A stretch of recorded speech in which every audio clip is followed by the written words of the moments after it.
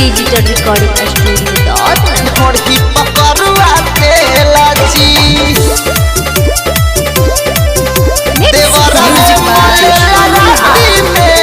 देवरे लुटत बाटे माजा जल्दी से पिया घरे आजा ए राजा आजा हो हाँ देवरे लुटत बाटे माजा जल्दी से पिया घरे आजा करी कौन उपाय बाटे कुछो न बुझाए कुल बुद्धि भइल बाटे फेल जी देवरवे मलेला राती में ढोढ़ी पे करुआ तेल जी देवरवे मलेला राती में ढोढ़ी पे करुआ तेल जी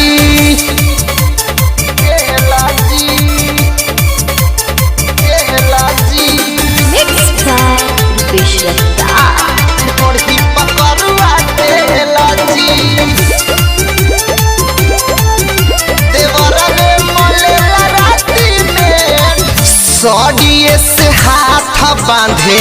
बांधे दोनों गोड़ के बुझे न मरम पिया में हर के लोर के सड़िए से हाथ बांधे दोनों गोड़ के बुझे न मरम पिया में हर के लोर के रात दिन मना करी तब खेलल चाहे संगे हमारा खेल जी देवरवा मलेला राती में ढोढ़ी पे करुआ तेल जी देवरवा मलेला राती में ढोढ़ी पे करुआ तेल जी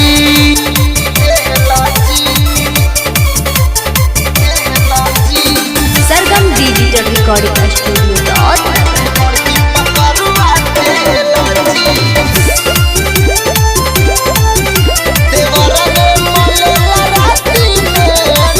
कैसे समझाई पिया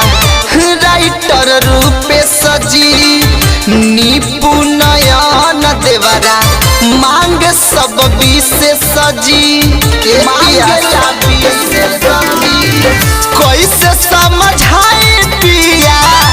राइटर रूपे